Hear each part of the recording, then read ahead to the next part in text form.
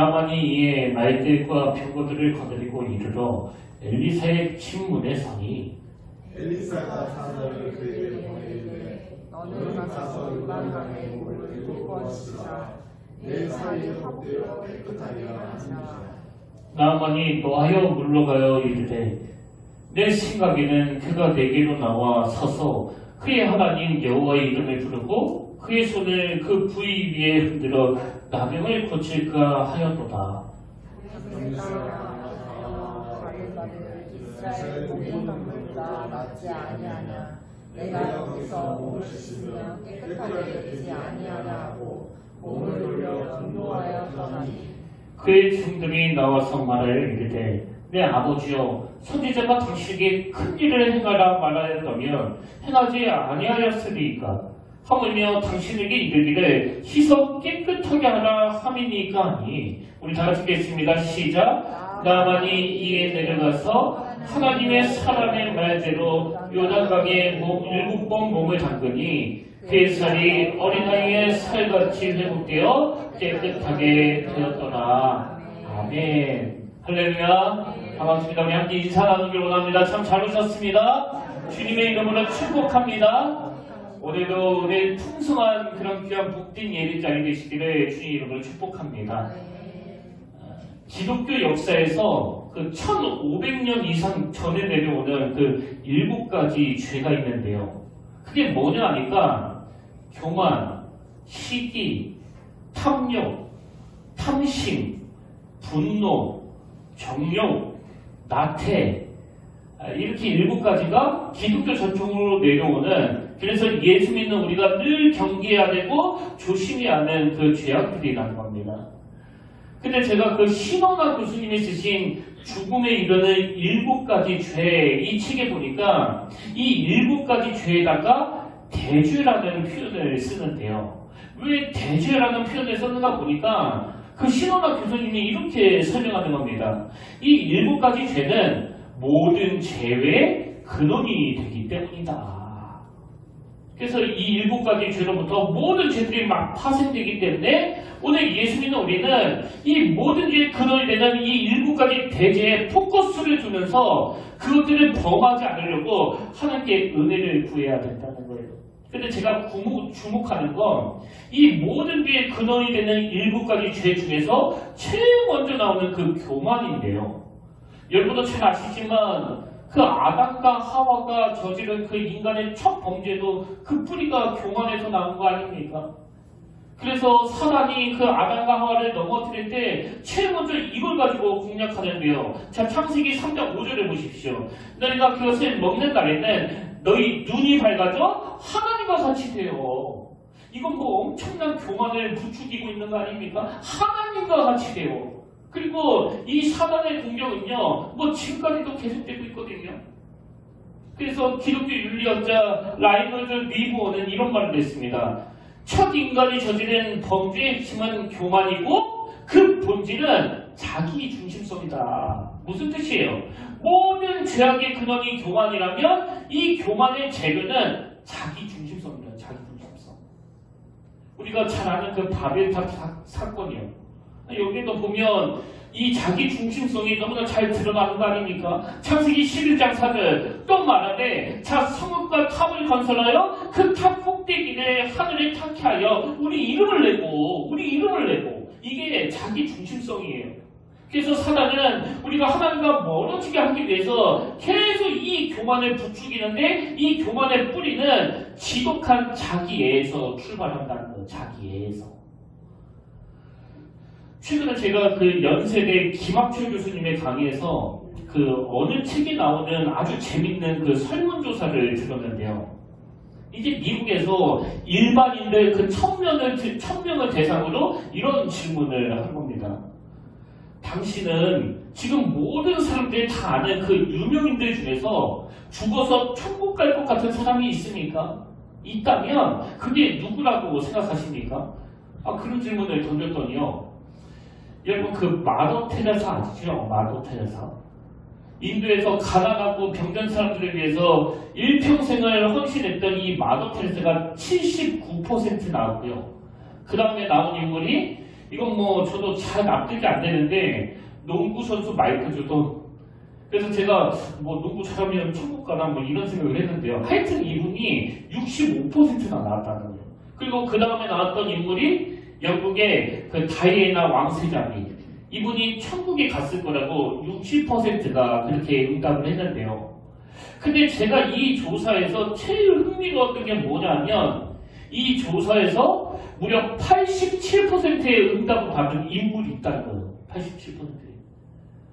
아니 온 세상 사람들이 다 존경하는 그 마더 테레사도 79% 나왔는데 무려 이 87%의 응답을 받았으면 뭐 대단한 인물 아닙니까? 여러분은 그 인물이 누굴 것 같으세요? 아마 못 맞추실 거예요. 그 인물이 누구냐면요. 놀랍게도 자기 자신이에요. 자기 자신. 여러분 평생을 가난하고 병든 사람들을 위해서 헌신했던 그 마더 테레사가 79% 있는데 자기 자신은 87% 나왔다는 이게 뭘 의미하겠습니까? 이게 자기는 그 사람보다 더 괜찮은 사람이라는 거 아닙니까? 이게 죄성을 가진 인간의 그 자기 중심성이라는 거예요. 이런 점에서 저는 한때 그 성경에 나오는 한 구절을 계속 마음으로 독백한 적이 있는데요. 제가 뭐 몇 번 말씀을 드렸기 때문에 여러분도 다 아실 거예요. 우시아 왕이 죽더니. 그래서 길을 가면서도 우시아 왕이 죽더니. 아침에 일어나서도 우시아 왕이 죽더니. 이걸 제가 굉장히 많이 독백했는데요. 제가 왜 이걸 무슨 주문에 오듯이 독백했는가 하면 이 우시아 왕은 16세라는 그 어린 나이에 왕으로 등극해가지고 무려 52년 동안 나라를 엄청 잘 다스렸던 왕이거든요. 뿐만 아니라 영토도 굉장히 많이 확장해가지고 이 백성들로 하여금 이 우시아 왕이야말로 제2의 다윗강이다. 막 이런 평가를 받았을 정도의 왕이에요. 근데 여러분 그거 잘 아시잖아요. 이렇게 조금만 인정을 받고 조금만 칭찬을 들으면 바로 찾아오는 게 그 교만이라는 거. 그래서 역대하 26장 16절에 보니까 그가 강성하여 지내 그의 마음이 교만하여 악을 행하여 그의 하나님 여호와께 범죄하되. 그래서 이 우시아 왕의 공식이 목회하는 저의 공식이 될까봐 너무나 두려워서 한동안 제가 계속 이 우시아 왕이 죽더네. 이 우시아 왕이 죽더네. 여러분 이 공식에서 제일 먼저 나오는 원인이 뭐예요? 그가 강성하여 지내. 그리고 뒤따라 나오는 그 결과는 그의 마음이 교만하여 악을 행하여. 여러분 사실 누구라도 이 초심을 지키는 게 쉽겠냐고요. 그래서 저를 아끼는 그 남문희 목사님도 늘 저에게 교만하면 안 된다고, 너 항상 조심해야 된다고 그런 말씀을 입에 닳도록 많이 하셨고요. 심지어 어느 성도님은 그때 한참 그 뉴스에서 그렇게 유명하던 목사님이 막 한순간에 무너지는 소식이 막 여기저기서 들려지니까 이 성도님이 보기에 제가 좀 막 불안했었나 봐요. 저한테 전화하셔가지고는 목사님, 제가 목사님 많이 좋아하는 거 알죠? 제발 목사님만은 그 초심을 끝까지 유지해 주세요. 그뿐만이 아니에요. 저희 어머니는 뭐 아예 대놓고 이렇게 말씀하셨어요. 너 교만하면 망한다? 교회가 어려워서 망하는 게 아니야.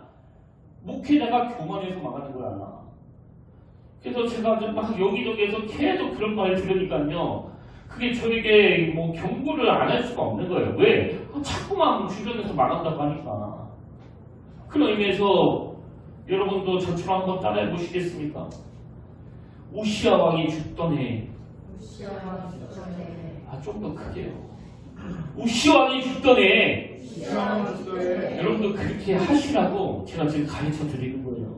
이 교만이라는 것은 지금 내가 조금만 잘 되면 거기에 세트로 따라오는 것이기 때문에 우리가 스스로에 대하여 늘 긴장하면서 이걸 조심해야 된다는 겁니다. 그래서 저는 오늘 본문도 이런 맥락으로 살펴보기를 원하는데요.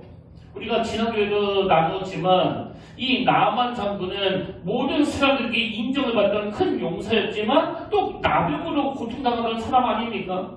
그래서 오늘 본문에 보면 자기 집에서 시집을 했던 그 어린 소녀를 통해서 이스라엘에 자기 병을 고쳐줄 그 엘리사라는 선지자가 있다는 소식을 듣고는 정말 막 그 지푸라기라도 닿는 심정으로 그를 만나러 집에 찾으러 가는데요. 그게 오늘 본문 열왕기하 5장 9절에 나오는 말씀입니다. 나만이 이에 말들과 병거들을 거느리고 이르러 엘리사의 침문에 서니. 이렇게 나만이 집 앞까지 오니까 엘리사 선지자가 사람을 보내서 뭐 우리로 치면 의사 선생님이 그 처방전을 주듯이 이 나아만 장군에게 이런 처방을 주는 겁니다. 10절 엘리사가 사자를 그에게 보내어 이르되 너는 가서 요단강에 몸을 7번 씻으라 내 살이 회복되어 깨끗하리라 하는지라. 근데 여러분 사실 이 처방은 그 환자의 입장에서 뭐 굉장히 평범한 주문 아닙니까? 요단강에 가서 몸을 7번 씻으라. 화장실에 가서 손을 7번 씻으라. 7번 샤워해라. 혹시 여러분이 이 말을 듣고 마음이 뭐 굉장히 어렵거나 뭐 또 기분 나쁘신 분 계세요? 뭐 이렇게 해서라도 나올 수 있다면 이건 뭐 얼마든지 할 수 있는 일 아닙니까?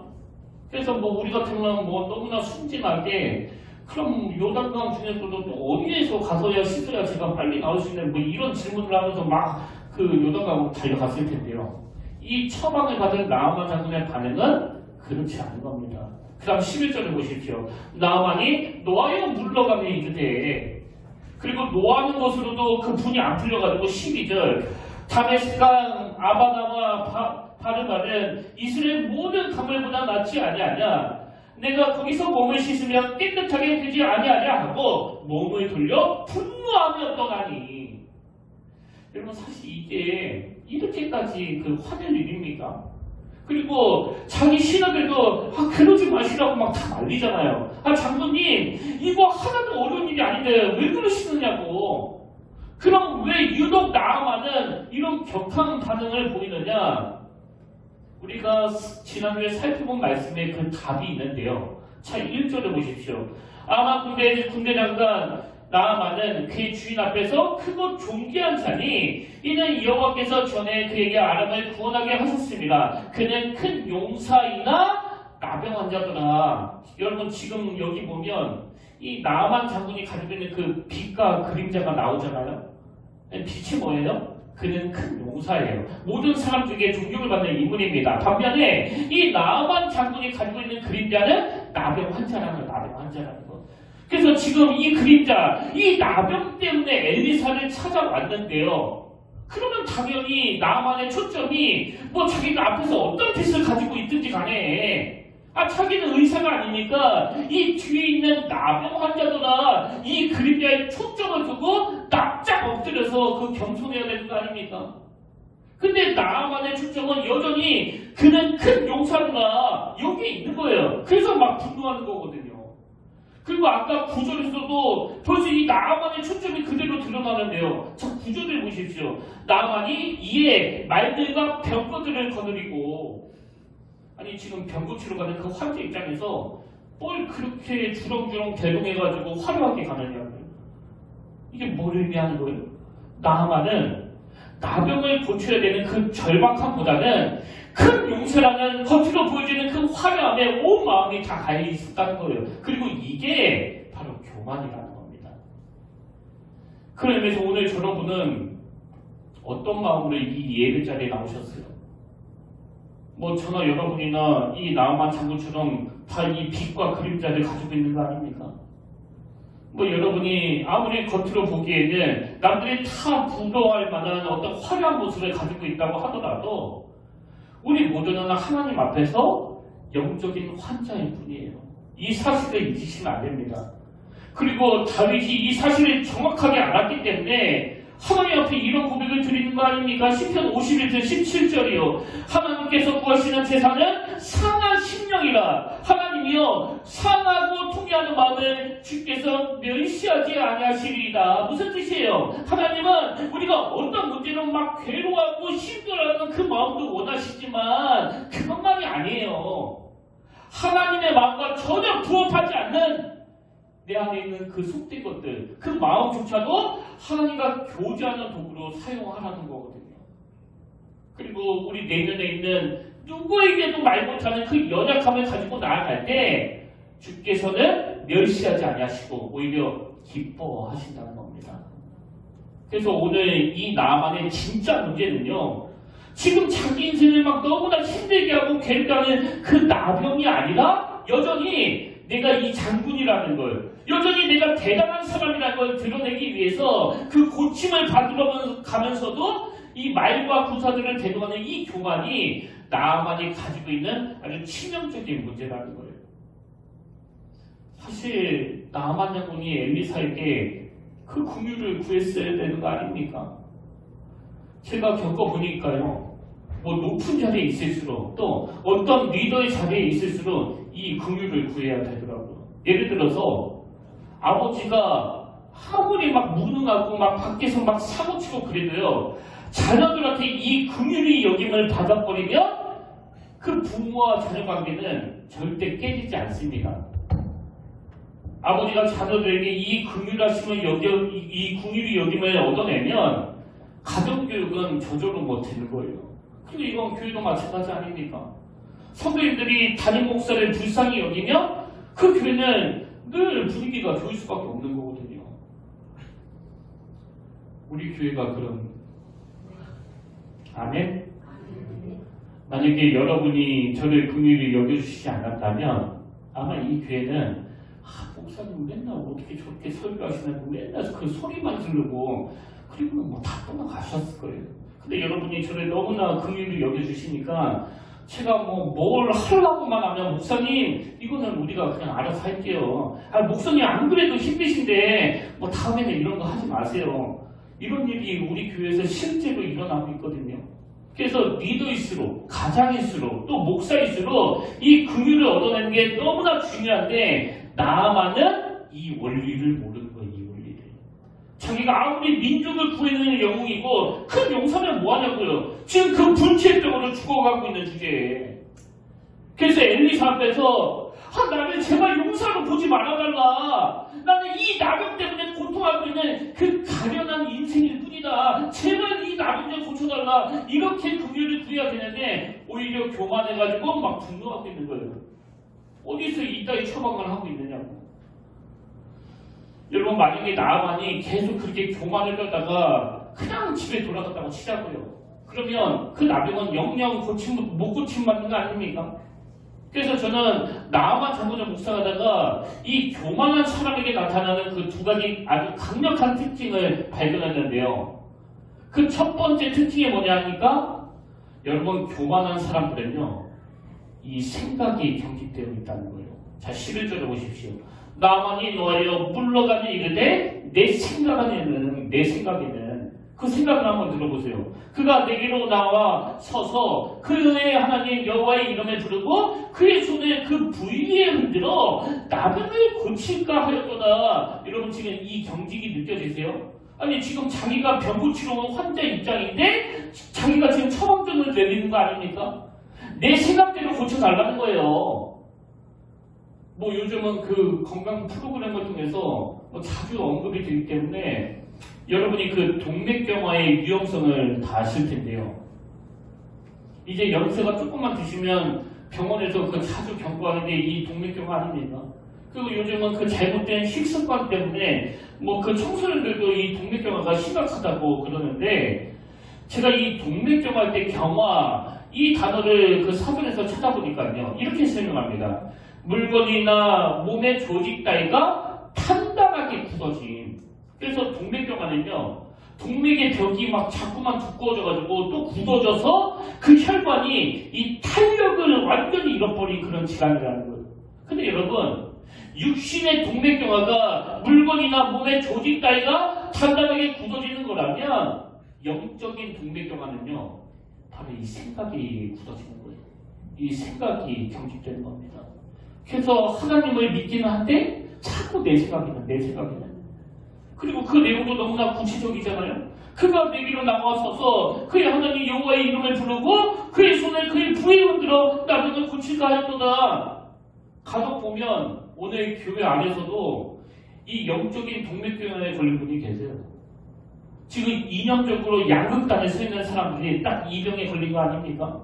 물론 앞에서 대놓고 나는 교만해 이런 말을 하지 않지만요. 이 생각이 경직되어 있다 보니까 자기 확신해가지고 이 경직된 생각을 모든 사람들한테 막 전하려고 하는 거예요. 그래서 자꾸 만나는 사람마다 선거 때 무슨 당 찍어야 돼? 몇 번 찍어야 돼?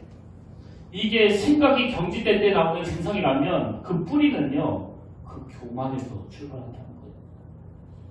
그런가 하면 교만한 사람에게서 나타나는 증상이 하나 더 있는데요. 두 번째 특징이 뭐냐니까 여러분 교만한 사람들은요 그렇게 화를 잘 낸다는 거예요. 이 분노.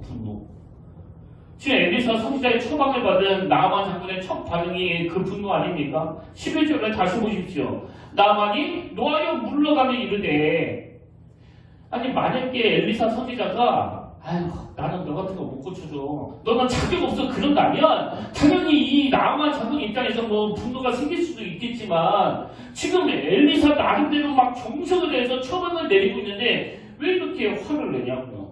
왜 화를 낸다고요? 교만하니까 생각이 경직되고, 생각이 경직되니까 상대방에게 자꾸 화가 나는 거예요. 그래서 저는 이 대목을 묵상하다가 좀 특이한 책 제목이 생각나는데요. 책 제목이 이렇습니다. 개소리에 대하여. 근데 여러분 뭐 이 책 제목을 보고 가벼운 책이라고 오해하시면 안 되는 게요. 이 책은 세계적으로 알려진 미국 프리스터 대학교 철학가 명예 교수님이 쓴 책이에요. 그리고 굉장히 어려운 책이기 때문에 뭐 보통 사람들에게는 권하지 않는 책이거든요. 근데 제가 아주대 그 김경희 교수님이라는 분이 이 책을 소개하는 그 짧은 영상을 제가 들었는데요. 그 강의에서 설명하기를 이 책의 저자가 말하는 최악의 개소리를 우리나라식으로 설명하면 이런 거래요. 어딜 감히. 이게 최악의 개소리래요. 어딜 감히. 그 강의 내용을 조금만 읽어드릴게요. 한번 들어보십시오. 어딜 감히라고 자주 이야기하는 사람은 왜곡된 나르시시즘을 가지고 있는 사람입니다. 이런 나르시시즘은 실제로 나는 너보다 잘났어, 혹은 나는 너와 본질이 다르게 태어났어, 이런 생각으로부터 시작됩니다. 여러분 어딜 감히, 이게 어디서 나온다고요? 교만에서 나온다는 거예요. 제가 오늘 아침까지 이야기를 해야 되나 말아야 되나 참 고민이 많았는데요. 제가 뭐 이 정도 얘기하면 하는 거 아닙니까? 작년에 있었던 일이에요. 지방에 저보다 3살 많으신 목사님이 계시거든요. 근데 그 목사님이 2년간 그 지방에서 그 임원을 맡으셨는데, 이분의 그 특징이 뭐냐면 그분은 감신이에요. 저는 모건이고, 그래서 뭐 선후배도 아니고 뭐 동문도 아니고 아무것도 아닙니다. 그냥 존중해주는 예우 차원인 거죠. 근데 이분의 특징이 뭐냐면 뭔가 할 일이 있으면 항상 막 강압적으로 자기가 할 일을 저한테 다 떠넘기겠다. 저는 안 해도 되는데, 그리고 혼자서 얼마든지 할 수 있는 일인데도. 그래서 뭐 돕는 마음으로 군말하지 않고 오라면 오고 또 가라면 가면서 2년간 제가 묵묵하게 그 일을 도왔는데, 작년 지방일을 앞두고 또 저를 부르더라고요. 강압적으로. 근데 제가 하필 그날 상담이 있어가지고 그 목사님께 목사님 오늘 일정이 제가 있어갖고 좀 어려울 것 같습니다. 내일 도와드릴게요. 그렇게 말씀을 드렸더니 그 목사님이 갑자기 아니 목사 안수도 늦게 받아주지. 오라면 당연히 와야 되는 거 아니야? 너만 목해? 어디서 감히 모른다는 소리를 해. 3살 차이거든요. 그래서 제가 한동안 그 일을 겪고 나서 나는 앞으로 절대 뭐 나이 많다고 또 안수 일찍 받았다고 막 후배들한테 저렇게 갑질하지 말아야 되겠다, 막 그렇게 마음에 다짐을 했는데요. 여러분 제가 보니까 뭐 저도 지금은 교양과 그 인격으로 막 눌러가지고 직접적으로 표현은 안 하지만 가끔씩 그 후배들에게 조금이라도 그 섭섭한 마음이 들잖아요. 그러면 제 마음에서도 어딜 감히 나한테 이게 나오더라고요. 그래서 오늘 전화, 그리고 아까 그 목사님이나 또 나아만 장군의 공통점은요, 그 내면에 있는 교만이 자꾸 상대방에 대해서는 더 섬겨주기를 기대하게 만드는 거예요. 지금 나아만도 처음에 엘리사 집까지 찾아갔을 때 아니 내가 왔는데 어딜 감히 어떻게 직접 나오지도 않고 사람을 보내느냐고, 그리고 어딜 감히 그 사람을 통해서 말도 안 되는 처방을 내리고 있느냐고, 이것 때문에 분노하는 거 아닙니까? 그래서 저는요, 저를 보호하기 위해 만든 구호들이 막 여러 개 있는데, 뭐 아까 그 우시아 왕이 죽을 때 뭐 이것도 있고, 또 그 노래로 만든 것도 있습니다. 그 10월에 어느 멋진 날에 이 곡에 나오는 가사인데요. 되게 짧아요. 바램은 죄가 될 테니까 끝. 이게 다예요. 사실 이 곡을 만든 분은 이런 의도로 쓰신 게 아닌데 저는 누군가에게 막 뭔가 서운함을 느끼고 섭섭함을 느낄 때마다 맨 끝에 가사만 뚝 따가지고 바라는 모든 것은 죄다. 기대하지 말자. 내 의무만 다하자 그러면서 얼마나 애를 쓰는지 모릅니다. 근데 여러분 제가 왜 그렇게까지 하면서 애를 쓰는지 아세요? 저는 정말 나이가 들수록 추해지고 싶지 않거든요. 저는 정말 나이 먹을수록 더 아름다워지는 그런 인생이 되기를 원하거든요. 여러분 우리는요 뭐 겉으로 안 드러나서 그렇지 이 두 가지 증상이 우리 내면에 다 자리 잡고 있습니다. 그럼 이 두 가지 증상의 그 근본적인 뿌리, 이 교만을 제거하기 위해서 뭘 어떻게 해야 되느냐? 뭐 바램은 죄가 될 테니까 이건 노래 뭐 100번 불러도 아무 소용이 없고요. 이 나만의 모습에서 우리의 모습을 발견하고 아까 말씀드렸듯이 다윗처럼 이 문제를 가지고 하나님께 나가야 된다는 겁니다. 그리고 오늘 본문에서 결국 나아만이 이런 자기의 증상들을 가지고 하나님 앞에 나아가는데요. 저는 이 나아만이 막 너무나 부러운 게 뭐 겉으로 드러나는 그 나병만 고침 같은 게 아니고요. 하나님이 이 나아만이 가지고 있던 이 교만이라는 근원적인 문제를 고쳐주셔가고 이 사람이 완전 새 사람, 막 전인격적인 그런 변화를 경험하게 되는 겁니다. 그래서 저는 오늘 본문에서 이 하나님의 일하심에 나타나는 굉장히 중요한 두 가지 특징을 발견하고 아주 간단하게 여러분과 나누기를 원하는데요. 참 첫 번째로 하나님은 어떤 방식으로 일하시느냐 궁금하시죠? 맞춤 처방이에요. 맞춤 처방. 10절 한번 보십시오. 엘리사가 사자를 그에게 보내 이르되 너는 가서 요단강에 몸을 7번 씻으라. 여러분 아시지만 성경에 보면요 이 나병을 고쳐주는 사례들이 뭐 여러 번 나오지 않습니까? 근데 요단강에 가서 7번 씻으라는 이 처방은요 이 나아만 장군이 유일해요. 전무후무합니다. 그래서 제가 이 맞춤이라고 말씀드리는 거예요. 그럼 왜 하나님은 유독 나아만에게만 요단강에 가서 몸을 7번 씻으라고 명령하시느냐? 그건 무슨 요단강에 특별한 효험이 있어서가 아니고요. 나아만은 그 나병이라는 문제도 해결받아야 되지만 나아만이 가지고 있는 그 교만의 문제를 해결해 주시기 위한 하나님의 맞춤 처방이었거든요. 그게. 여러분 한번 생각해 보세요. 만약에 나만이 원하는 대로 그리고 성경에서 주님이 그 다른 병자들을 막 고치신 방법대로 그대로 처방을 내리셨다면 뭐 껍데기는 고침을 받을 수 있겠지만 이 교만한 내면은 더 교만해질 거 아닙니까?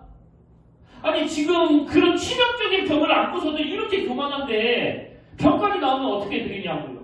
하나님은 그걸 방치하지 않으신 거예요. 그래서 맞춤 처방. 제가 이 말씀을 묵상하면서 저의 그 지나왔던 그 시간들을 막 돌아보니까요.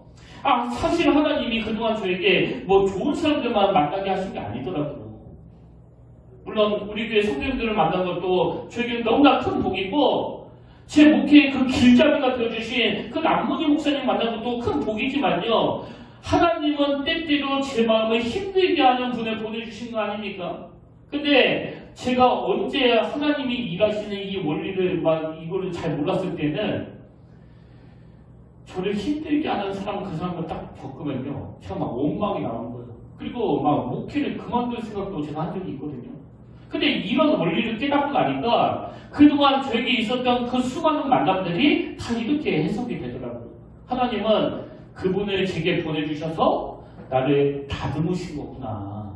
이게 하나님의 맞춤 처방입니다. 그래서 여러분 집에 그 사춘기를 유난히 심하게 하는 아들이 있으면요.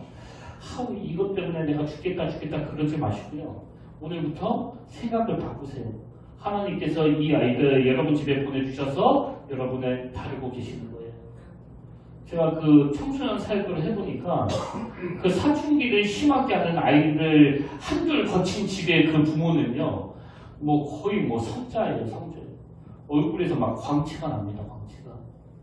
그런가 하면 부부. 그렇게 고르고 골랐는데 어떻게 골라도 이런 사람을 골랐느냐고 내가 내 눈을 찔렀지요. 아 근데 우리 어머니가 반대할 때 내가 그걸 들었어야 되는 혹시 이런 분 계시나요? 오늘부터 생각 바꾸세요. 그 남편은요 하나님의 맞춤 뭐 표정을 보니까 공감을 못 하시는 것 같은데 그래도 하겠습니다. 맞춤 처방으로 하나님이 그 사람을 보내주신 거예요. 아멘 한 분 하실 줄 알았습니다. 속회로 넘어갈까요? 속회 모임을 하면 꼭 여러분 마음을 상하게 하는 분들이 있을 거예요. 왜? 제가 특별히 하나씩 넣어드렸거든요. 아, 목사님 우리 속회는 그런 사람이 없는데요. 아무도 없으면 지금 자기가 그 사람이에요 지금. 근데 그 속회 모임에 그런 분들이 왜 필요한지 아십니까?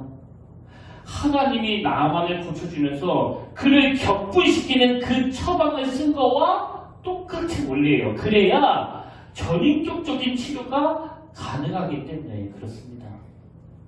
그런가 하면 하나님의 일하심에 나타나는 그 두 번째 특징이 뭐냐니까요.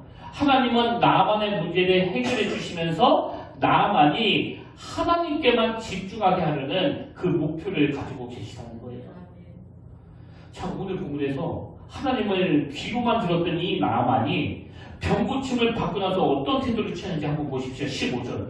나만이 모든 군대와 함께 하나님의 사람에게로 들어와서 그의 앞에 서서 이르되 내가 이제 이스라엘 외에는 온 천하에 신이 없는 줄을 아나이다. 또 17절. 나만이 이르되 그러면 청하건대 노새 2마리의 실을 흙을 당신의 종에게 주셔서 이제부터 종의 번제물과 다른 희생제사를 그다음 보세요. 여호와 왜 다른 신에게는 드리지 아니하고 다만 여호와께 드리겠나이다. 여러분 한번 생각해 보세요. 지금 요단강에 가서 7번 씻으라는 처방을 내려준 건 인간 엘리사인데 그래서 겉으로 보이기에는 이 엘리사가 고쳐진 것 같은데 나만은 지금 누구에게 영광을 올려드립니까? 하나님이세요. 이 나만이 전인격적인 그런 치료를 받은 다음에 이 모든 영광을 하나님께 돌려드리는 거 이게 하나님의 일하심의 궁극적인 목표입니다. 그런가 하면 이 엘리사를 대하는 태도도 완전히 바뀌었는데요. 자, 하나님의 전인격적인 치료를 일어나니까 그의 태도가 어느 정도로 달라지느냐 15절에 보십시오. 나만의 모든 군대와 함께 하나님의 사람에게로 들어와서 그의 앞에 서서 이르되 내가 이제 이스라엘 외에는 온천에 신이 없는 줄을 아나이다. 그 다음 보세요. 청하건대 지금 엘리사 선지자 보고 이렇게 이야기합니다. 청하건대 당신의 종에게서 예물을 받으소서. 17절도 마찬가지예요. 나만 이르되 그러면 청하건대 노새 2마리의 실의 흙을 당신의 종에게 주소서. 지금 엘리사를 향해서 너 나를 뭘로 보고 이런 처방을 내리고 있느냐고 막 격분했던 이 나만의 태도가 어떻게 바뀌었습니까? 엘리사 선지자를 보고 나는 당신의 종이라고. 이게 하나님의 맞춤 처방을 경험한 사람들이 누리는 복이에요. 오늘 이 나아만에게 있었던 이 2가지 문제를 저와 여러분 모두가 다 가지고 있거든요. 첫 번째 문제는 나아만처럼 그 겉으로 드러나는 나병. 그래서 경제적인 문제, 자녀의 문제, 가정의 문제, 어떤 건강상의 문제 그게 하나 다 있고요. 그런가 하면 또 하나 겉으로 드러나지 않는 그 내면의 문제가 있습니다. 우리 평택교회는 막 대놓고 교만하게 어딜 감히 나한테 이런 분이 없어서 저는 그게 막 너무나 감사한데요. 그런데 그게 교양으로 억누르고 있는 것이라면 여전히 그 내면은 교만으로 꽉 차 있다면 여러분 우리 평택교회는요 예수님이 가장 싫어하시는 회칠한 무덤 같은 교회예요. 속은 이 교회 나 때문에 이렇게 된 거지 막 이렇게 생각을 하고 있으면서 겉은 교양으로 막 치장을 해가지고 제가 한 게 있나요? 하나님이 하셨죠. 호호호 이러고 있는 게 이게 바로 회칠한 무덤이에요. 그렇기 때문에 오늘 우리는 하나님 앞에 겉으로 드러나는 나병도 고쳐달라고 기도해야 되지만 그와 동시에 하나님의 맞춤 처방으로 내 인격이 변화되기를 원합니다. 이 꿈틀거리는 교만을 하나님께서 꺾어주시길 원합니다. 이 2가지 기도를 동시에 드려야 된다는 겁니다. 그래서 제가 오늘 설교 제목을 교만을 물리치려면 이렇게 잡지 않았습니까? 그 답을 가르쳐 드릴까요? 여러분 정말 여러분 내면에 그 꿈틀꿈틀거리는 그 교만을 물리치기를 원하신다면요, 압도되는 하나님의 임재를 경험하셔야 돼요. 압도되는 하나님의 능력을 맛보셔야 나만처럼 교만이 치료될 수 있는 겁니다. 그래서 고린도전서 4장 20절이요. 하나님의 나라는 말이 있지 아니하고 오직 능력이 있습니다. 하나님의 나라는 말이 있지 아니하고 오직 능력이 있습니다. 마지막 한 가지 포인트만 더 살펴보고 말씀을 마무리하기 원하는데요. 여러분 우리가 지난주에 나눴던 열왕기하 5장 1절을 제가 아무 강조점 없이 아무 액센트 없이 그냥 평범하게 읽어드릴게요. 아람 왕의 군대장과 나아만은 그의 주인 앞에 크고 존귀한 자니 이는 여호와께서 전에 그에게 아람을 구원하게 하셨습니다. 그는 큰 용사이나 나병하더라. 이렇게 제가 막 밋밋하게 읽으면요, 그는 큰 용사더라 이것만 부각이 돼요. 이것만. 근데 이번에는 제가 액센트를 넣어서 다시 읽어드릴게요. 아람 왕의 군대장과 나아만은 그의 주인 앞에서 크고 존귀한 자니 이는 여호와께서 전에 그에게 아람을 구원하게 하셨습니다. 그래서 그는 큰 용사이나 나병한 자더라. 저는 나아만이요, 하나님의 그 압도되는 능력으로 나병만 고침받은 게 아니라 저는 이걸 깨달았다고 생각하거든요. 나아만이 뭘 깨달았을까요? 자기가 하나님을 알기 전에 이런 나병에 걸려있는데도 불구하고 모든 백성들에게 존경을 받는 큰 용사가 된 건 바로 내 인생에 개입해 주신 하나님의 일하심 때문이라는 거. 그래서 여러분 나아만은 5장 1절에서 이걸 못 깨달았다면 오늘 저와 여러분은 지금이라도 깨달아야 돼요. 뭘 깨달아야 됩니까? 은혜 받기 이전에 내가 막 승승장구했던 어떤 일, 예수 믿기 이전에 이건 내 힘으로 잘나갔다고 생각했던 그 어떤 일들조차도 거기에는 하나님의 은혜가 개입이 됐었다는 거. 그래서 10년 전에도 20년 전에도 심지어 제가 고등학생 때 교회 다니는 우리 집에 그 빨간 압력딱지가 붙어가지고 하나님께 막 선대지라고 하나님을 조롱하고 대들었던 그 순간에도 여전히 우리 가정에 하나님의 은혜가 흐르고 있었다는 걸 깨달으면서부터 제 안의 교만이 설 자리가 없어지는 거예요. 오늘 저는 여러분에게도 이 은혜가 동일하게 있기를 바랍니다. 그래서 압도되는 하나님의 임재, 압도되는 하나님의 능력을 경험함으로 말미암아 지금 이 순간도 내가 은혜 받기 이전에도 심지어 하나님을 원망하던 그 순간에도 하나님이 내 인생에 항상 개입하셨다는 사실을 깨닫게 되는 은혜가 있기를 주의 이름으로 축복합니다. 그래서 저는 오늘 결단 찬양으로 전능하신 나의 주 하나님을 이 찬양 함께 부르기 원하는데요. 여러분 이 시간 우리가 압도되는 하나님의 임재를 경험하기 위하여, 압도되는 하나님의 능력을 경험하기 위하여 이 가사 한마디 한마디에 우리가 액센트를 넣어서 부르기 원합니다. 여기 가사를 보니까요, 하나님은 능치 못하실 일이 없다고 열거하면서 우리의 모든 간구도 그 다음에 나오는 게 우리의 모든 생각도예요. 우리의 모든 생각도. 지금 생각이 그 동맥경화처럼 경직이 되신 분, 하나님은 겉으로 드러나는 어떤 문제는 해결해 주시는 게 아니라 생각도 교정해 주시는 분임을 믿으시길 바랍니다. 그 믿음으로 우리 한번 이 찬양 불러보기를 원합니다.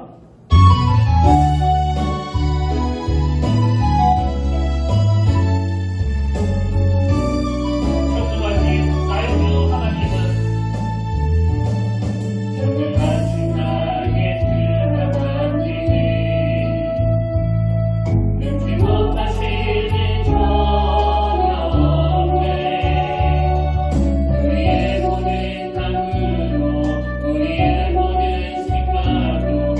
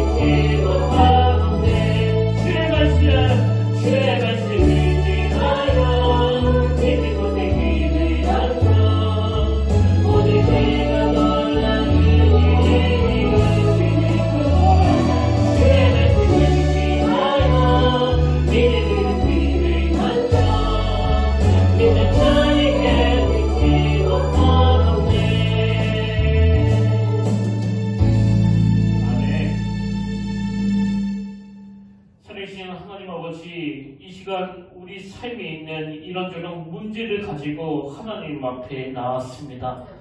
아버지, 병고침을 받기를 원합니다. 자녀 문제가 해결되기를 원합니다. 물질적인 어려움에서 이제는 해방되기를 원합니다. 관계적인 어려움이 완전히 풀려지기를 원합니다. 이 시간 하나님의 압도되는 능력으로 표면적으로 드러나는 그 많은 문제들을 제거하여 주시옵소서. 그런가 하면 하나님, 7가지 대제 중에서 가장 먼저 나오는 그 교만이 오늘 우리 안에 버티고 있어서 거기로부터 나오는 참 부정적인 열매들이 너무나 많습니다. 이 시간 하나님의 압도되는 은혜로 더 이상 생각이 경직되지 않도록 그 지경을 넓혀주시고 부드러운 마음을 주사 내 생각만 옳다고 주장하던 그 자리에서 나와 다른 생각들도 수용하는 그 자리로 옮겨가게 하여 주시옵소서. 그래서 자녀들에게도 부모님에게도 형제에게도 속도원들에게도 오늘 하나님의 압도되는 은혜를 사모하는 자들답게 겸손하게 주님의 사랑으로 섬길 수 있도록 인도하여 주시옵소서. 그 은혜 자리로 인도하시는 주님을 기대하며 우리의 치료자 되시는 예수님 이름으로 간절히 기도드립니다. 아멘. 광고 하나만 드리고 가려고 하는데요. 주부에게 추수감사절 예배에 대한 광고는 이미 나가 있고요. 오늘 이제 기쁨교회에서 오지 않습니까? 이제 전도하러. 제가 이제 몇 번 말씀드리려고 했었는데, 이번에 특별히 제 마음을 먹고 말씀드립니다. 아까 우리가 말씀 시간에 교만에서 나오는 그 증상들 중에서 그 중에 하나가 이제 생각의 경직이라고 그랬잖아요. 제가 여러분에게 아주 강력하게 요청드리는데요. 안 가셔도 돼요. 그 전도에 참석 안 하셔도 됩니다. 절대 강요하지 않아요. 가시는 분은 성령의 자유함으로 가시는 거고 안 가셔도 성령의 자유함으로 안 가셔도 됩니다. 절대 뭐 우리 교회에 뭐 가야 생각하지 마세요. 그건 하나님이 하시는 거예요. 제가 그런 갈증 한번 드렸었잖아요. 옛날 때 그런 교회에서 제가 신앙생활을 하다 보니까 아니 하도 집에서 주변 사람들에서 그 주일 때 돈 쓰면 안 된다고 그래가지고 밥을 꼴딱 굶어갖고 딱 저녁 예배 갔는데 옆에서 오늘 집사님 입에서 그 짜장면 냄새가 자꾸 나는 거예요. 그러니까 이게 마음이 계속 그렇게 교육을 받다 보니까 그 사람이 되신 그때 내 생각에는 아니 천국 갈 수 있겠네. 이게 무슨 집사야 잡사지. 이렇게 함부로 정죄하고 비판하고 그런 태도가 다 이 생각의 경직이거든요. 그러니까 누가 가든지 누가 안 가든지 누가 집에 뭔 일이 있든지 그런 거에 대해서 전혀 이야기도 하지 마시고 궁금해하지 마시고요. 성령 안에서 자유함으로 제가 그거를 꼭 강조드리고 싶습니다. 예. 이제 우리 다 자리에서 일어나셔서 오래간만에 불러보는 찬양입니다. 주가 보이신 생명의 길. 우리 이 찬양 함께 부르고 오늘 예배를 기쁨 가운데 마무리하기를 원합니다.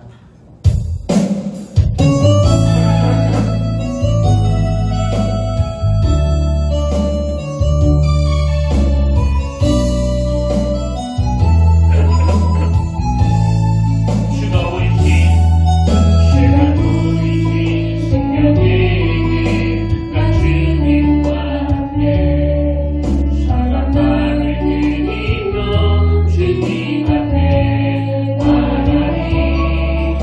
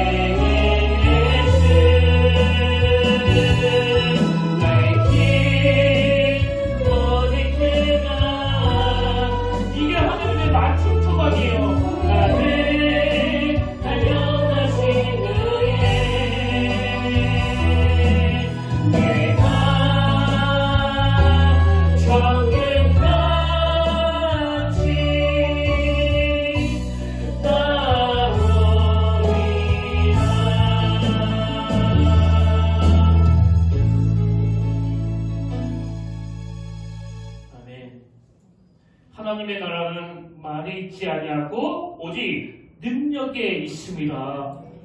살아계신 하나님 아버지, 오늘 바로 이 시간 하나님의 능력을 나타내 보여주시길 원합니다.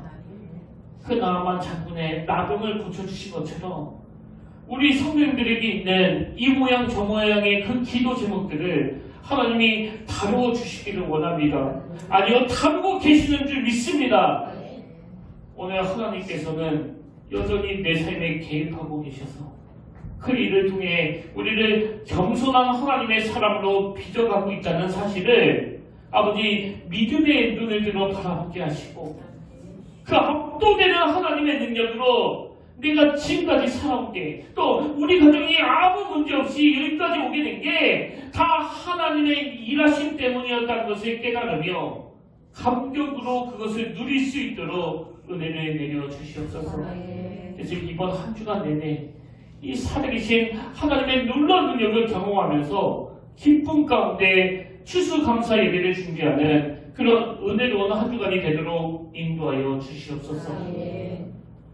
이제는 우리 주 예수 그리스도의 은혜와 하나님 아버지의 담없는 사랑과 성령님의 감동, 감화, 위로, 교통, 충만하심의 역사가 오늘 주신 말씀 마음에 담고 다시 힘어도 달려가기로 다짐하며 예배하는 모든 주의 자녀들 머리 위에 지금부터 영원토록 함께 하시기를 간절히 축원하옵나이다.